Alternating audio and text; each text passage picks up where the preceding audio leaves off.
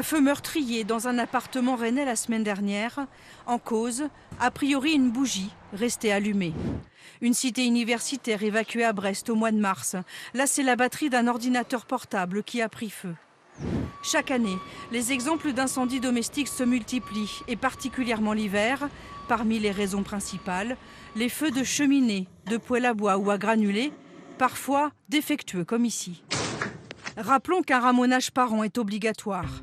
Les installations électriques peuvent être aussi à l'origine d'un incendie. C'est d'ailleurs la cause numéro 1. Multiprises surchargées, guirlandes de Noël non conformes ou encore chauffage d'appoint. Il faut rester vigilant. On peut également parler des installations de VMC qui sont souvent installées dans des endroits peu accessibles et on y pense moins. Or, on le constate sur le terrain, de nombreux incendies démarrent dans les combles d'habitation. Les batteries de trottinettes, de voitures ou d'aspirateurs peuvent parfois exploser.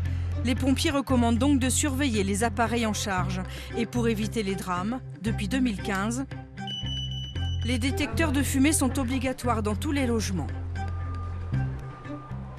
Autant avoir des détecteurs et puis de pouvoir anticiper sur un risque que de se dire après, on verra avec l'assurance comment on va organiser, mais quand la maison est brûlée, c'est fini, quoi. Chaque semaine, une vingtaine de détecteurs est vendue ici. Sigle CE impératif, il doit être installé à des endroits stratégiques. On a un ordinateur qui charge, un sèche-linge qui tourne la nuit, plusieurs appareils qui peuvent être branchés.